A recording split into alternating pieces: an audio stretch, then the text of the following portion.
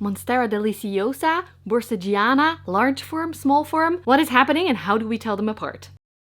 Hey everyone, welcome back to my channel, or if you're new, my name is Roos, and this is Mickey, and we're gonna talk about Monstera deliciosa, borsigiana, what is the right name, how do you differentiate the two? Let's clear up one thing first. The name borsigiana is not actually correct. It is an old name that is synonymous with deliciosa, so some people think that borsigiana and deliciosa are two different things, but they're not. Both are called Monstera deliciosa, but the differentiation comes in with small form or large form.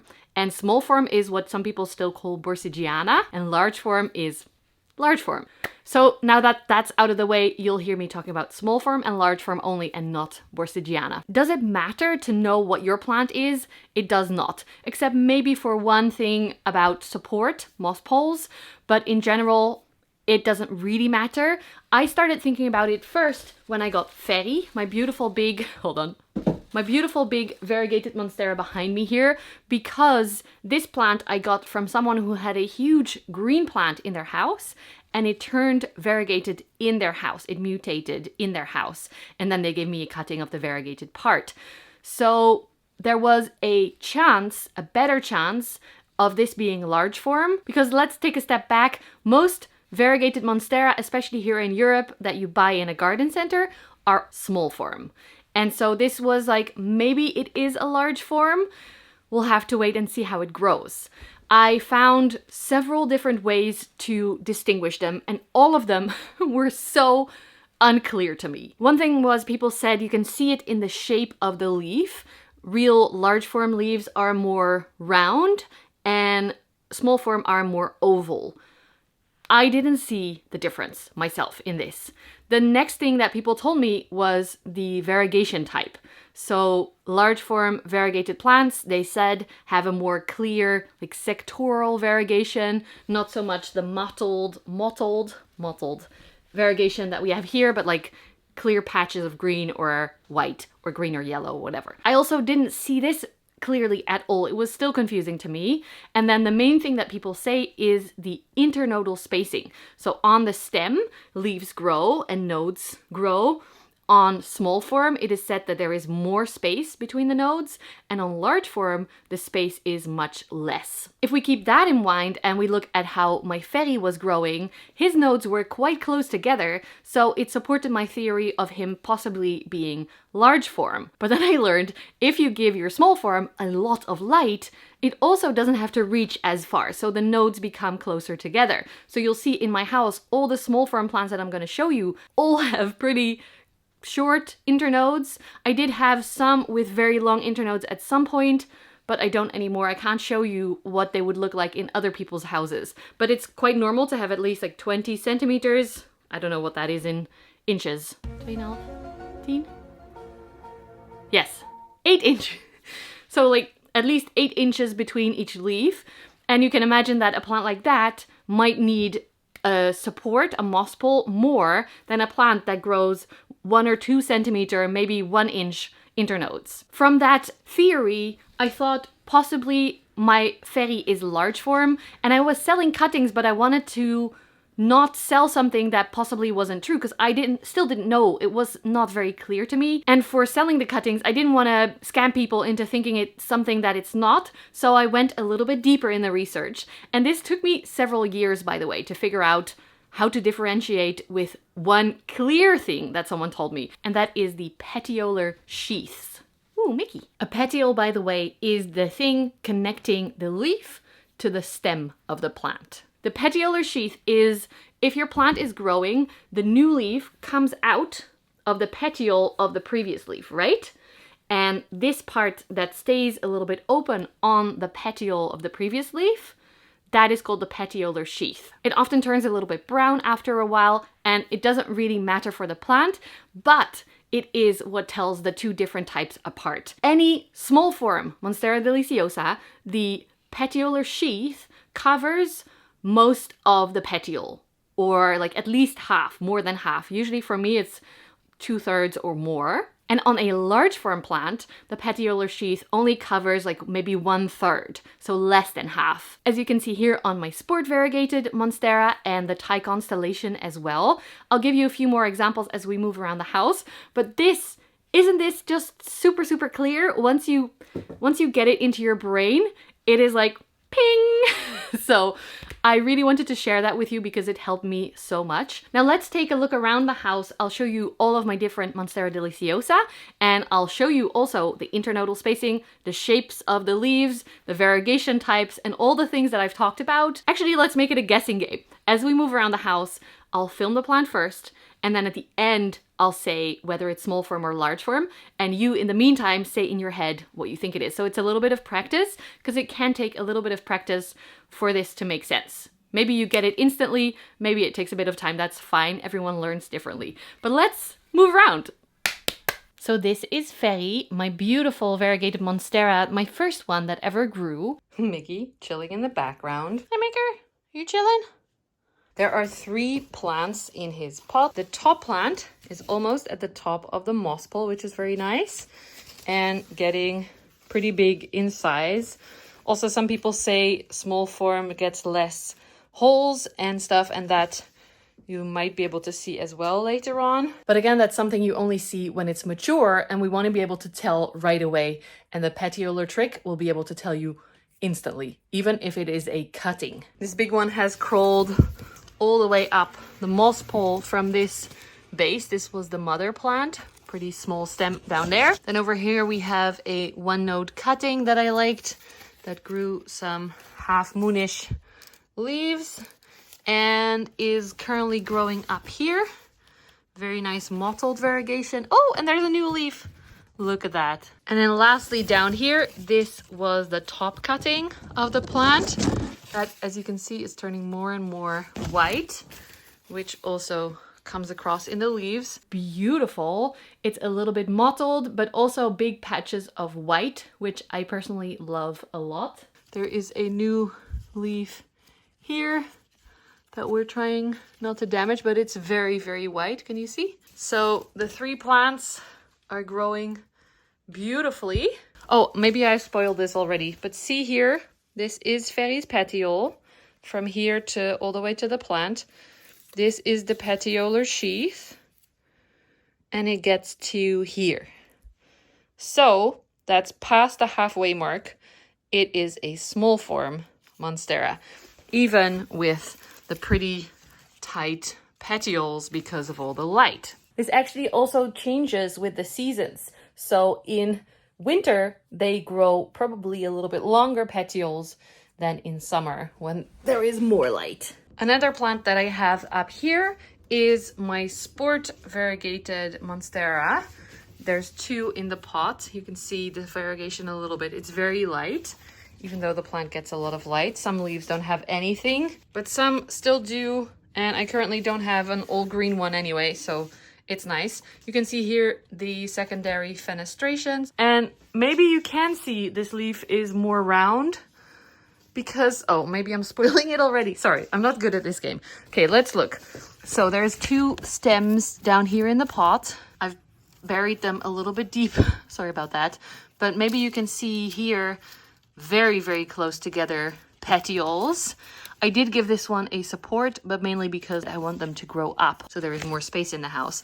Now, if we look at this petiole, for example, it starts here, it ends here, and zoom out, the petiolar sheath reaches up to here, which is less than half. And also, I think you might be able to see this with your Thai constellation as well. There is already a point usually. With small form, there isn't, but with large form, there is. So this is a large form. I have several more downstairs, so I'll try and do better for you to guess before I spoil it. It also shows the nice ruffles at the end of the petiole, which some people say that doesn't happen on small form, but I have had this happen. This is Ferry again. Okay, this is not a great example, but I have definitely seen ruffles on small form deliciosa. Welcome downstairs. I have 5 more to show you, and the first 3 are a little bit less fun because they are all from the same plant. This is my Luna, Maybe I'll just tell you at the end. I'll show you them all three, and then I'll tell you. This used to be my half moon variegated plant. As I say in every video, half moon plant doesn't exist, but this plant grew about 8 or 9 half moon variegated leaves in a row. That's why I'm calling it that. And that's why I called her Luna as well. You can't really see the leaf shape because all the white browned off a little bit. And you can't see much of the stem yet because it's such a small plant still. It's still growing. But what you can see are the petioles. Starting here, ending here. Check where the petiolar sheath is. This original leaf from the cutting, so if you were to buy a cutting, you would get just this and a little stem. You can tell from there as well. So that's all the way down here to the base of the stem. The petiolar sheath goes all the way up to here. See? I'll let you have your guesses. I won't spoil it yet. This is the second plant. Pretty, ooh, I had an aerial root in my neck. Pretty nice rounded leaves. If you look at this shape, from what I understood, this looks pretty rounded. But anyway, here's the latest leaf. Starting to get secondary holes, secondary fenestrations. Nice variegation as well on that one. And the original leaf, again, is half, because half moon often turns into just half. The stem itself, the nodes are pretty close together, I would say. But does that mean it's a large form or a small form? Because the petiolar sheath actually on this one comes all the way up to here. So almost to the base of the leaf. You can see it a little bit more clearly on newer leaves because then they haven't crisped up and died yet. So this is the whole thing in the shot from here to here. It goes all the way up to here. And the last one, this in my opinion is the prettiest one. It's currently growing a new leaf over here. You can see it coming out of the petiolar sheath, which is coming from here. This is the petiole. Here you can see the stem as well. Pretty close together, but there is space in between each node. Some of the leaves look nice and rounded. The variegation does look pretty minty over here. And I said that in the previous Monstera video as well. In general, I think leaves have 3 layers. Oh, the delivery guy's here and I got a heart attack. Hold on. Moments later. Whew. I got a scare from my lovely delivery guy. Oh, and I think there's another one. Shit. More moments later. Okay, why did they send everything separately? But at least it's here. 3rd time's the charm, right? So what I wanted to show you on this one, I don't know anymore. I guess petioles, petiolar sheaths. Here you go. Petiole starts here, ends here. It's a little bit harder to see on the older ones, but there's a little dent here where it starts right here. So what do you think Luna is? I actually had someone comment on the previous video if Luna was a large form, because I don't know why, but no, she is a small form as well. The petiolar sheaths go very, very high up. So are you starting to get what I mean with it just being very easy, instant? You look, you see, decided.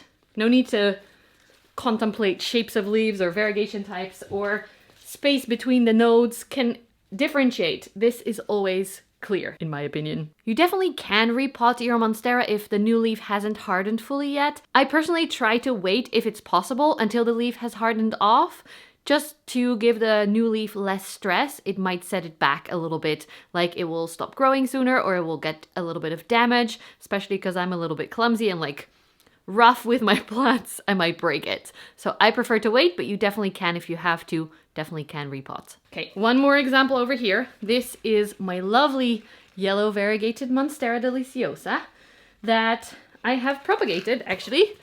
I showed you this before. I chopped it up on the stem, on the moss pole, and it's growing now. It's grown, oh, this is hard to show you, this new leaf. So it had a little bit of a setback, no fenestrations. And there is a growth point here as well. Maybe it's a little bit harder to show you the internodal spacings because I chopped them away, but there is a little bit more on this one. The leaf shape, you can't really tell yet because it's still a juvenile plant. It's not sizing up very quickly. Also, I chopped it back, so it might be my fault. But what else did we talk about? One more thing.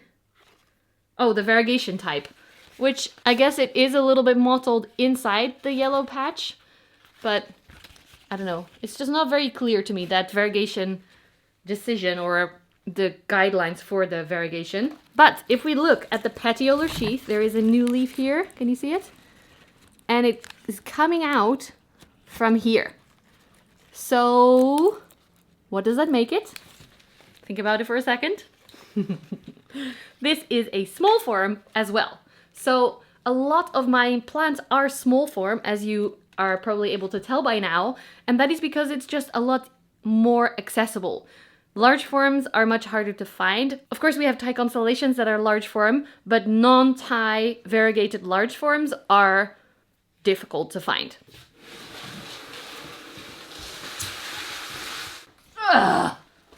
Next up, we have my Thai constellation named Thijs.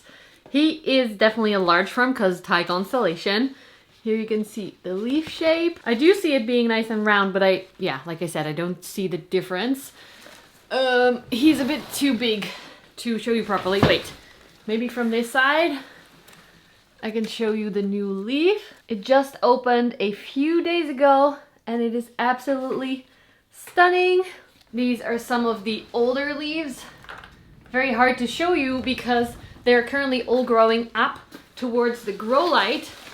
So the only good angle to see them is probably this way. But then I have to go back more. Whoa, oh, heavy, heavy, heavy. Ah.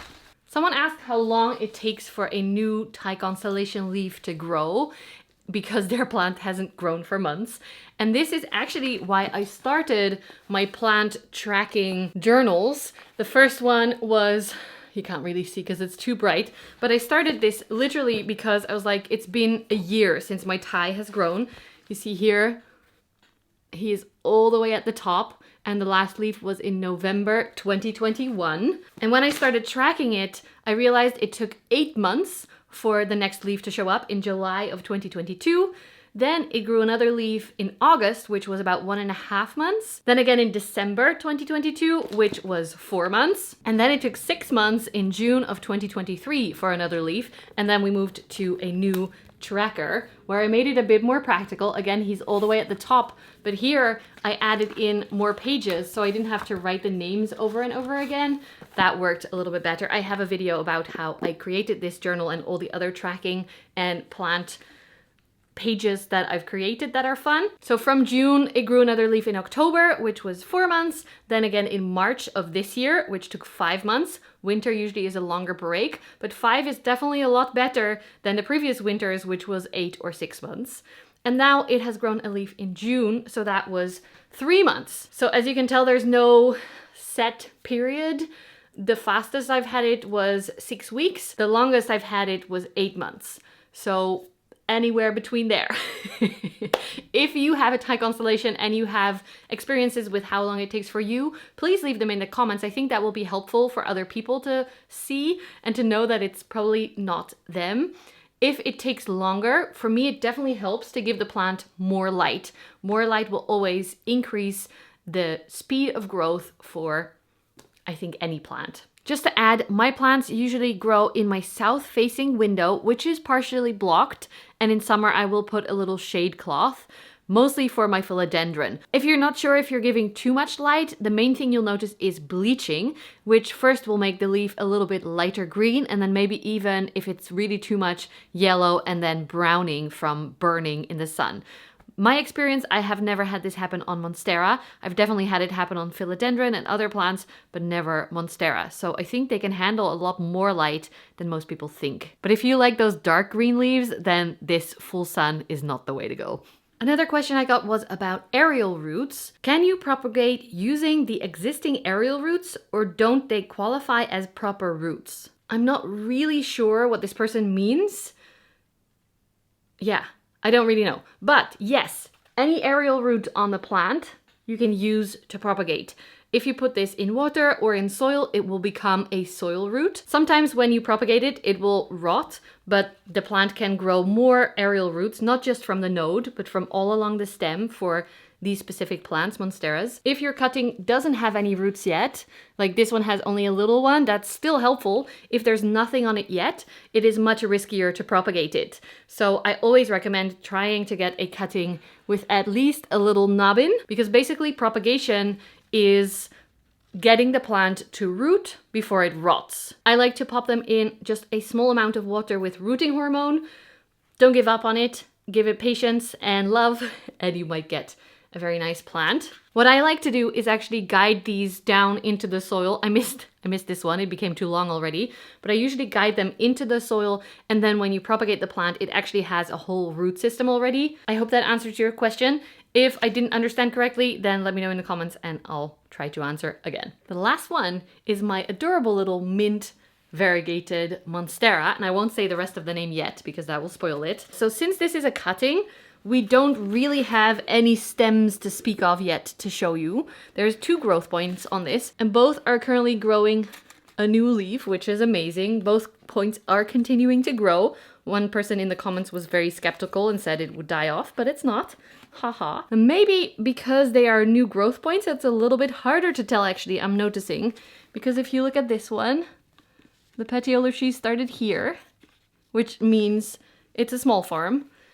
And this one over here, which would also mean, okay, maybe this is not so clear.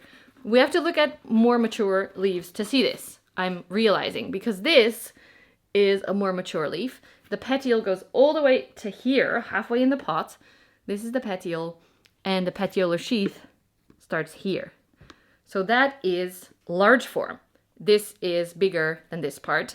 And that also makes sense because I got this as a Monstera Thai constellation, meaning large form, mint variegated, or possibly called platinum, but apparently it came from a Thai constellation, which is a large form, always. So this is now making me confused. My own trick doesn't actually work on all of these. I was so excited to show you. Oh, now I'm disappointed. I'm sorry. This is becoming a very confusing video instead of a very clear, concise video. But beautiful plant, large form from what I know now. I'll keep you up to date if it changes with the more mature leaves. If your new leaves get damage when they come out, my mind immediately goes to pests, especially thrips, but it can also be from just getting out of the plant. If we look at this little minty plant, this leaf tried to come out. This is the first leaf. See how incredibly damaged and sad that is? I think that's just because it was working really hard to get out of the cutting, and then the next leaf usually will look a little bit nicer. Let me know in the comments if you have any more questions about Monstera, if this explanation was helpful, or if that end part actually made it more confusing. It did to me. I still believe in the method of the petiolar sheath. Just have to look at not the first 2 leaves that come out of a plant, but a little bit later on. If you enjoyed this video, please give it a thumbs up. Subscribe below if you haven't already. You can join my Patreon and YouTube membership if you want more. And I look forward to reading your comments and creating more content from there. Thank you so much for continuing to be here, even though some people say the plant craze is over, and it has definitely calmed down a lot. I still really enjoy doing my plant care, hanging out with you guys, and hanging out with my plants, my huge collection that is still here. I know a lot of people are downsizing, which maybe would be smart for mental health reasons, but they also still bring me a lot of joy. Oh, and I am hoping to continue the renovation series because it's not done by a long shot, but I don't currently have time to edit. I'm working on it. I'm really enthusiastic to get it going again. Thank you so much for hanging out, friends, and I'll see you next week. Bye! Mickey stinkt. Ah! Mickey heeft viezigheid op mij gedaan. Wat is dat? Wat heb jij? Poep?